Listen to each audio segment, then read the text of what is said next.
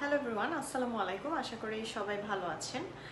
আপনাদের মধ্যে যারা কানাডার ভিজিট ভিসার অ্যাপ্লিকেশন অলরেডি করে ফেলেছেন এবং রিফিউজাল চলে আসছে, হতে পারে কোনো না কোনো কারণে রিফিউজ আসতেই পারে, তাদের উদ্দেশ্যে কিন্তু আজকের ভিডিওটি করা। কারণ যারা কিনা অ্যাপ্লাই করে ফেলেছেন তারা ডেফিনেটলি হতে পারে আবার রিঅ্যাপ্লাই করবেন, কারণ অনেকেই হচ্ছে এটা করে থাকে যে একবার রিফিউজ আসতেই পারে, দেন হচ্ছে আপনারা আরেকবার বা তারপরে আবার রিঅ্যাপ্লাই করলেন। সো রিঅ্যাপ্লিকেশনের ক্ষেত্রে আপনারা কি কি চেঞ্জেস আপনাদের প্রোফাইলে আনতে পারেন অথবা কি কি ডকুমেন্টস আপনারা হচ্ছে চেঞ্জ করতে পারেন সেটা সম্পর্কে আজকে একটু ধারণা দিব।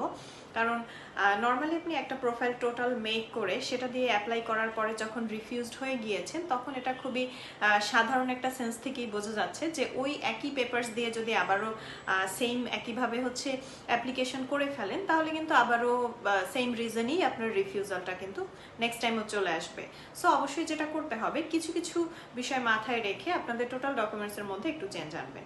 ফার্স্ট অফ অল হচ্ছে আপনার যদি এমন হয় যে ফাইন্যান্সিয়াল সিচুয়েশনের জন্য আপনার রিফিউজালটা আসছে, সেক্ষেত্রে কিন্তু আপনার ব্যাংকের স্টেটমেন্ট, সলভেন্সি, অ্যামাউন্টগুলো একটু চেঞ্জ করতে হবে, যেটা খুবই ইম্পর্টেন্ট। কারণ ফাইন্যান্সিয়াল সিচুয়েশনটা এগুলোর সাথেই কিন্তু রিলেট করছে।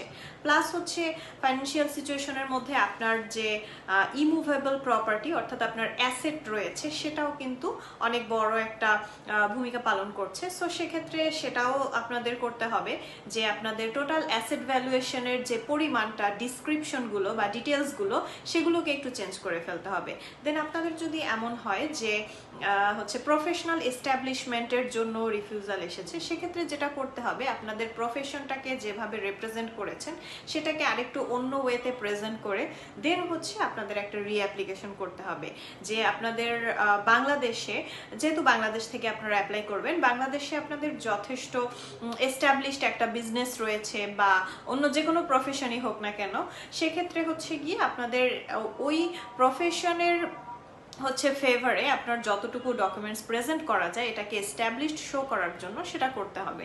আর আরেকটা যেটা করতে হবে, অনেকের কিন্তু পারপাস অফ ট্রাভেলের জন্য রিফিউজাল আসে। সো পারপাস অফ ট্রাভেলের জন্য রিফিউজাল আসলে ডেফিনেটলি আপনাদের যদি ইনভাইটেশন লেটার থাকে সেক্ষেত্রে আপনাদের হচ্ছে ইনভাইটেশন লেটারে প্রপারলি মেনশন থাকতে হবে যে কী কারণে আপনারা ওখানে যাচ্ছেন, what is your purpose of travel, মানে আপনার যাওয়ার উদ্দেশ্যটা কি, এটা কিন্তু খুব প্রপারলি দিতে হবে।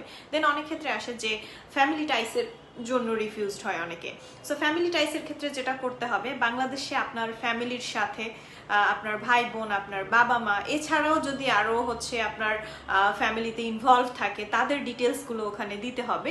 এবং এই পুরো ডিটেলসটা মিলিয়ে যখন আপনি একটা প্রোফাইল ক্রিয়েট করবেন তখনই কিন্তু আপনার রিফিউজালের চান্সটা একদমই কমে যাবে। সো আমি রিজনগুলো বলে দিলাম এবং কিভাবে আপনারা এটাকে করতে পারেন সেটাও কিন্তু আমি বলে দিয়েছি। সো আশা করছি আমি বোঝাতে পেরেছি যতটুকু সম্ভব ছিল। এছাড়াও ভিসা অ্যাপ্লিকেশন সংক্রান্ত যে কোনো ধরনের হেল্পের জন্য অবশ্যই আমাদের অফিস ভিজিট করবেন অথবা কল বা নক করতে পারেন স্ক্রিনে দেওয়া নাম্বারে। ধন্যবাদ।